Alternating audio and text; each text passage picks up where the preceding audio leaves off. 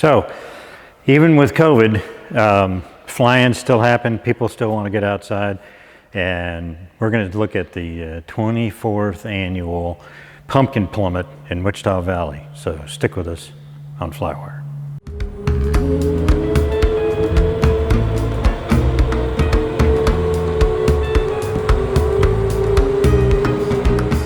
Hey, I'm Scott Purdue, and today on FlyWire we're going to look at the 24th annual Pumpkin Plummet at Wichita Valley. That's F-14 in Wichita Falls, Texas. And it's a nice little airport. It's up in the, well, I don't know, if you're from DFW area or big city, it's in the middle of nowhere. It's a nice little city, Wichita Falls. I went to pilot training at Shepherd Air Force Base. That's the major employer there, it seems to be, in Wichita Falls. And a lot of the folks that fly out at Wichita Valley are from Shepherd Air Force Base. I even did a little bit of flying, way back when I was at Shepherd from there. Anyway, it's a pretty cool little airport, and they have a great little community. And last year, the Germans at NJEP, some of my German friends, invited me to come up, and Dana and I went up and we competed in the 180. Really didn't do an awful lot of filming, and we dropped, of course, the 180, you can open the window, drop the pumpkin out of the window. So we did that. 180's gone this year, so we couldn't use it.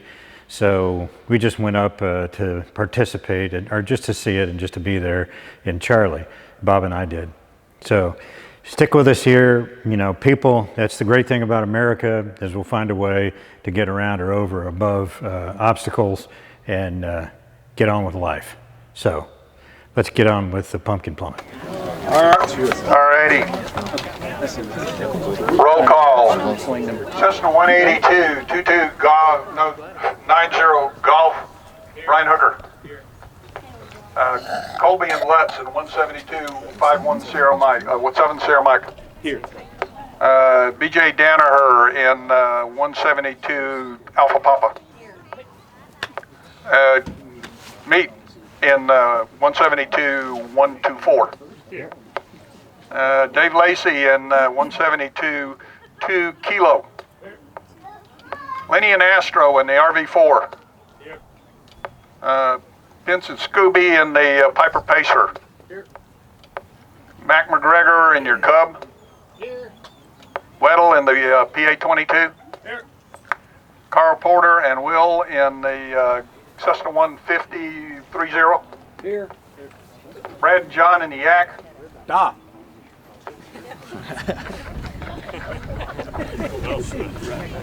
Do Svidanya. Colby and Greg in the 7 Sierra Mike. Here. Marcy in Whiskey Golf. Here.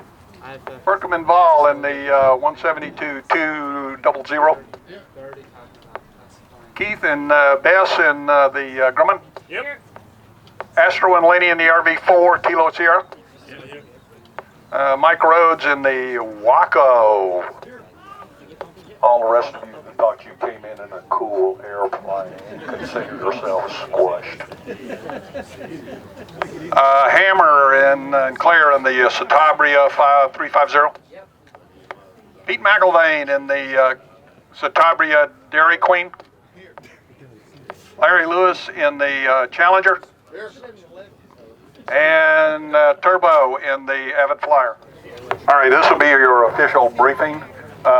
Please, all jokes aside, please maintain social distancing. Wear your mask or encouraged. Don't gather inside in the office. The bathrooms are open, but please limit your time in there.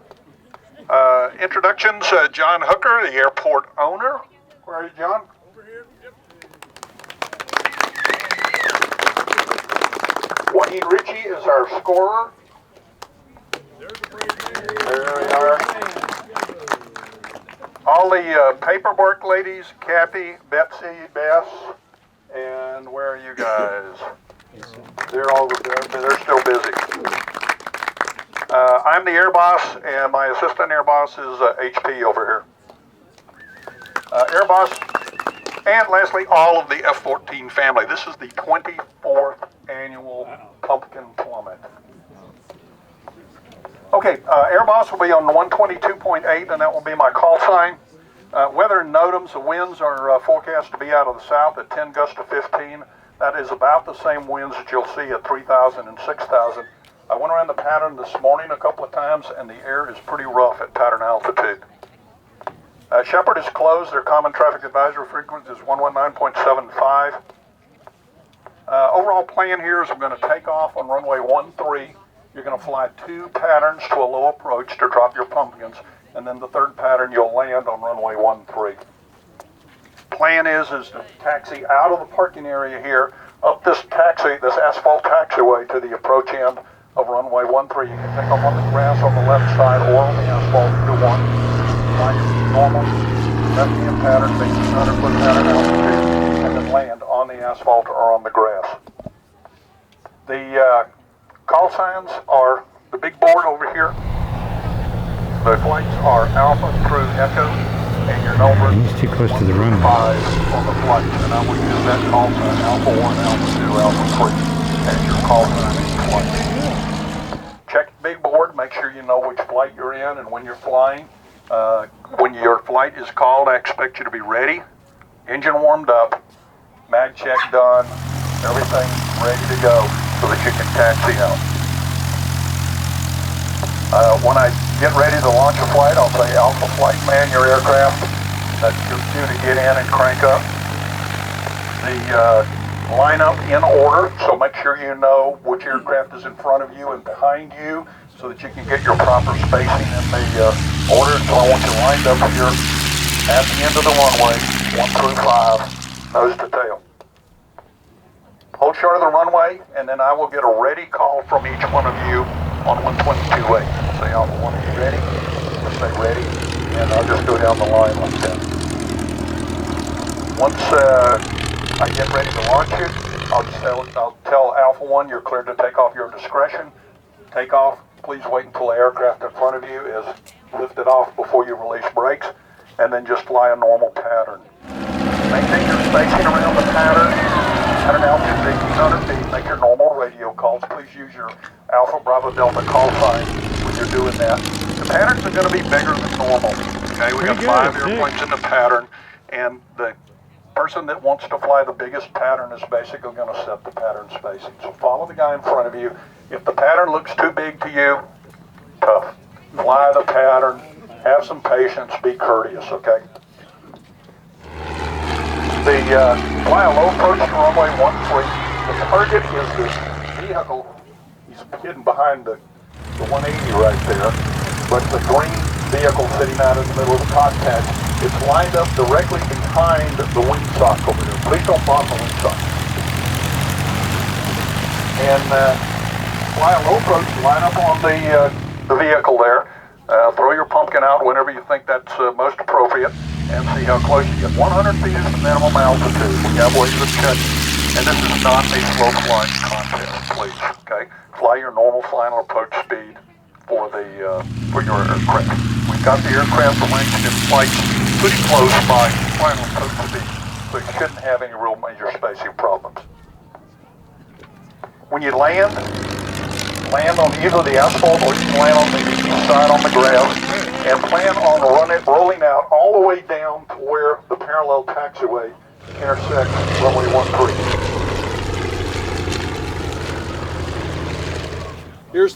Here's runway 13. Roll all the way out to where 0422 crosses the runway and turn off on that taxiway, and then taxi back up the parallel. It comes right up here and park back in the parking area. If you can't make that turnoff, roll all the way to the end. There's a little turnaround down at the far end of the runway. Wait for everybody to get landed and slow down behind you, and then back taxi back up 3-1. Don't stop and try to turn around and come back. Somebody else may be rolling through that intersection and behind you. If you're landing behind someone who lands on the grass and you're landing on the asphalt, make sure you've got spacing on them. They're going to have to cut across the asphalt runway to get to the taxiway. If you're not sure you can stay behind them, go around and fly another pattern, okay? The guy in front of you has got the right of way. If anybody falls out due to a maintenance problem or whatever, we will not reshuffle the schedule. We'll just cross that airplane off and we'll renumber that flight. Okay, when we get done here, come up, check the big board, make sure you know where you are in the lineup, make sure you find the airplanes that are in front of you and behind you, and make sure your aircraft is ready to go. If you haven't gotten them, we've still got a couple of pumpkins over here. Collect those. Alpha Flight, go on ahead and get ready. We'll be launching here shortly. Do I have any questions? Any questions at all? Okay, let's go have fun and be safe. So any comments on your first pass? Oh yeah, the first one was way late, and the second one I think was decent. 3 right, 10 long. Yeah. In feet, not in meters. So I have a good feeling about the next 2 passes. Offset for the wind? Just a little bit. So you have to crab just a little bit, but it's good. You have the windsock and the target are actually aligned with the tower back there in Wichita Falls. So even though you can't see the target itself, you have a pretty good idea about the alignment. So timing is the big thing. Yeah, Timing is a big thing. You guys were 10 seconds off last time. So go by 10 seconds earlier than you were. I think. 10 seconds or 10 feet? No, sorry, like 10 feet. So Yeah. about a second or so. Sounds a good. smidge earlier than you went. All right, dude, that's locked in. Copy. Can you cut this? That's the old one, right? Yeah. Cut that just. Cool. Stuff it in the bag. Copy. There's that. I'm gonna cut some of this slack off so it doesn't get in your controls. I'm gonna put it all right here. You can get it. Yep. That sounds Cool. like a good Other idea. side. So the good pass, the second pass, how'd that go? That was actually pretty good, I think. It's hard to tell since we just doing straight through safe escapes pretty much. So not a lot of battle damage assessment possible after the first run. But yeah, we have our forward air controllers out here that give us the numbers. Hopefully we get a check this time. Yeah, that'd be great.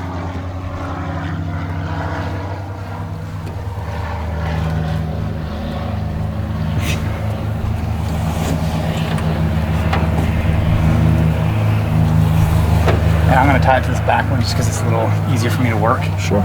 That way I'm not right up on your shoulders.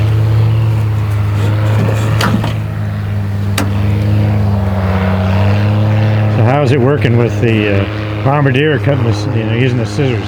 Oh yeah, it's actually pretty good. You cut it right here so you don't have a lot of slack hitting the canopy or something when it moves out.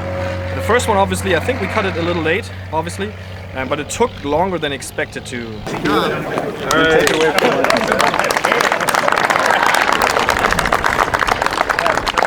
Well, there you have it, the infamous pumpkin plummet. Okay, so there's no power bombs or whatever, and I don't think any cartoon characters were hurt in this event, but it was a lot of fun, and I think a lot of folks there really had a good time. Of course, they probably smashed a few cotton stalks in the process, but nobody hit the car, so that was probably the safest place to be. Next time, maybe I'll put my camera on the car so we can see that. But one side note, Michael Harms-Zombrego was the guy who invited me the first time. He had to go back to Germany this year, so he missed out on the pumpkin plummet, and I'm sure he's fretting about that. But Lenny took his place and invited me to come up, and Astro, Jürgen was there. Jürgen is actually, he's a sleeper. I think he's won it twice before, and the combination of Lenny and Astro and the RV4, they, I think for all intents and purposes, they placed second, but for all intents and purposes, I think they won. They won it because the other guy was a ultralight, and he was doing like 20 miles an hour, 30 miles an hour over the target, and probably not at 100 feet according to the rules. So how hard is that? Different category altogether. So anyway, Astro, he's getting ready to go back to Germany as well. Lenny's going to be here next year, and I really like their plan. I mean, how do you open the window in an RV4? The Cessna that they used last year, 172. They call it Louis, I think. Bob calls it Patches. Was already taken, so they used the RV4. Lenny and a couple other guys bought into that.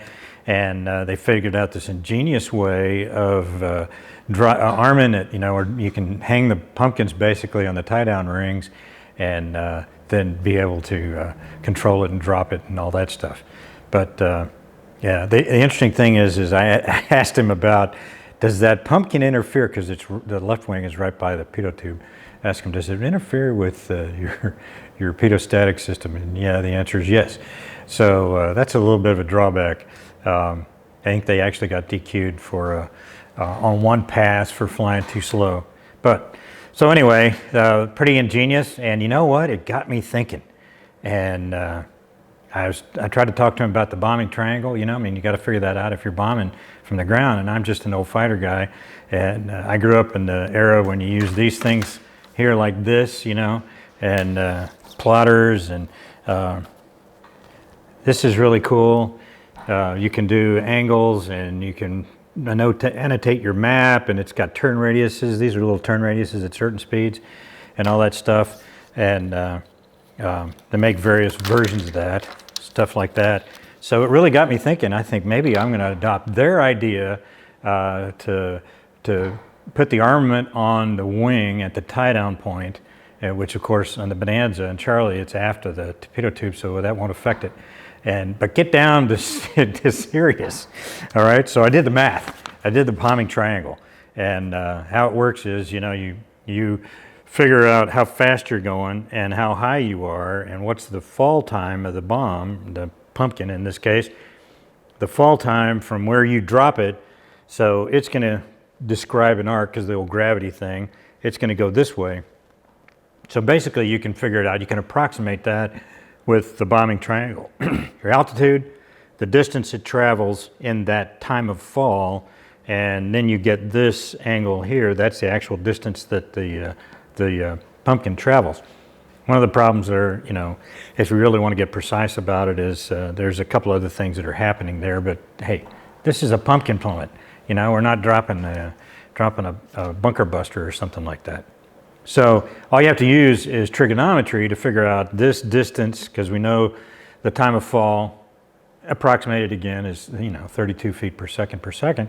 So 100 feet, 3 seconds, yeah, it's close enough, you know. And then we figure out how fast I want to drop it at, and that means what this distance of the triangle is, this leg of the triangle.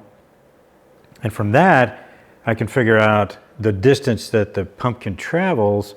And then I do the trig thing and do the arc cosine to figure out what that angle is. So now I can figure out and I'm not going to tell you because you might use it against me, but I know what the angle is, and I can put a sighting device on there so I can sight to the target, and when the target hits that sighting device, then I can pickle off the pumpkin and it'll work.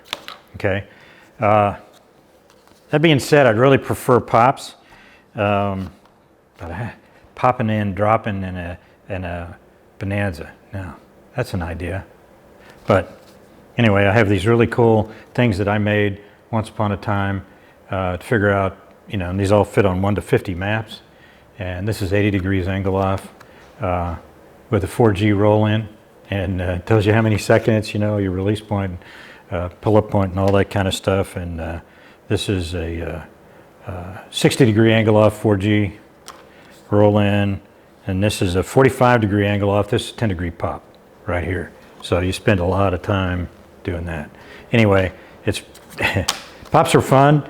I was always better at a pop than I was at a level, but given the situation, it's probably people will freak out if I end up pointing at them and doing a pop with a 10 degree roll in or something like that. So we'll stick with the level, and I'll do it the Doolittle Raider way and pick out some kind of broomstick as my sighting device. So next year, I'm coming for you, Luftwaffe. All right. Thanks for watching. I hope you enjoyed the video. It was kind of fun making it and planning for next year. So if you want to subscribe, it kind of looks like that, but it's down there in that corner. And if you hit the bell, well, then you get notifications the next time the video comes out. And what else? Well, if you want to support the channel, of course you can like it. I wouldn't mind a like every now and again, and because it's this YouTube algorithm thing. It's all crazy stuff. If you don't like it, tell me what you don't like, and then I'll try to fix it, or not. And if you want to support the channel on Patreon, I'll put a list right down there of, a link to the Patreon page. And these guys right here are my Patreon supporters. I really appreciate you. Thanks for the help and keeping this channel going, and so I can buy neat video equipment. That's basically what it pays for, is the equipment to film all this weird stuff. Anyway, thanks for watching, and we'll see you next time on FlyWire.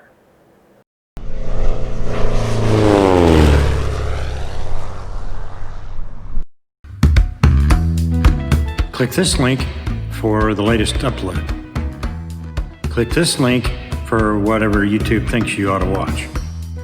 Or you can click this link to subscribe. Thanks for watching.